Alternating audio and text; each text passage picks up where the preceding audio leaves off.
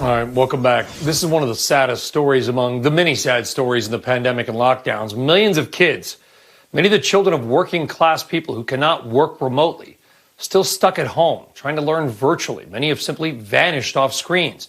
And educators across the country are grappling with how to get the students back in the classroom in a push to get back to the business of learning. The potential return is a high-stakes move for both kids and parents after a year of adapting. Alon Moy joining us now with more. Alon, I know you've lived it. Your school district just going back a couple of weeks ago with your kids as well. It's hard to believe, but I know people whose kids have never missed one day of in-person, in-class school in Florida, Texas, Michigan. Not one. It's such a bizarre dichotomy.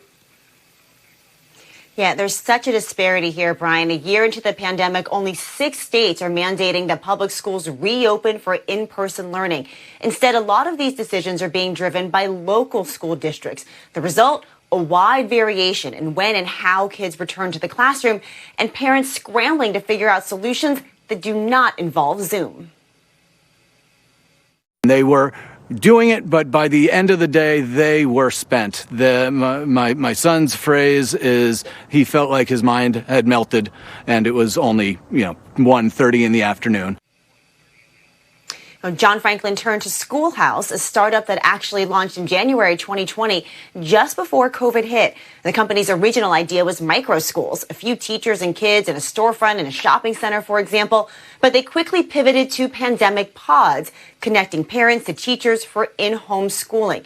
So far, they've signed up 100 students and dozens of teachers. They operate in 8 states and are hoping to raise additional venture capital to keep expanding even after the pandemic. We really see SchoolHouse as the best academic option available for our parents. And so we already have pods that have renewed for fall 2021. So although we started and I think got a lot of momentum from the COVID pandemic, we really are built for the long term.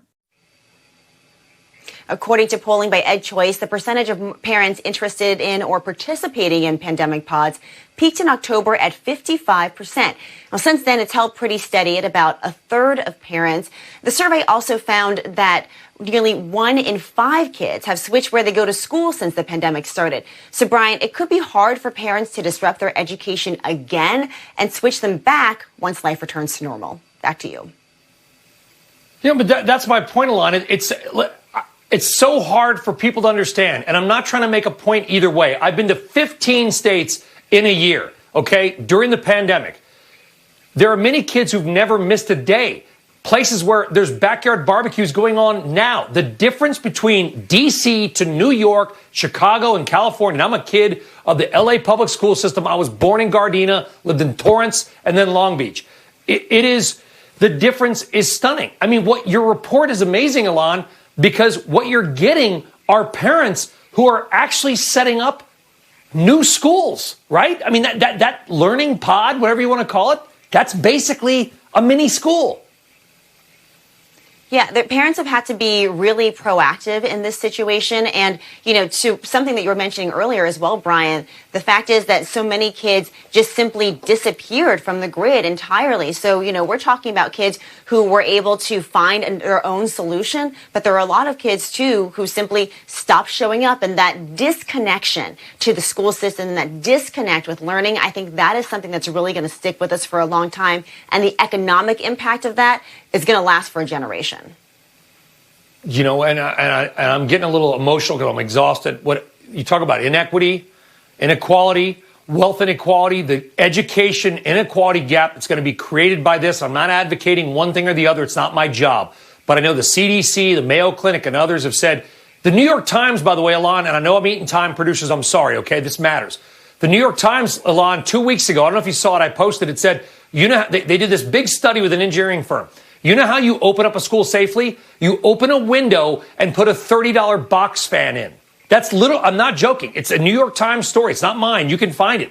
Just keep the air circulating, and you're probably going to keep the kids, the teachers, and the parents safe. This is a big deal for millions of kids who, I don't know about you, Alon, I would have stunk over Zoom. I'm all crazy anyway. It would not have been easy. It's an emotional topic for a lot of folks out there, Alon. Thank you very much.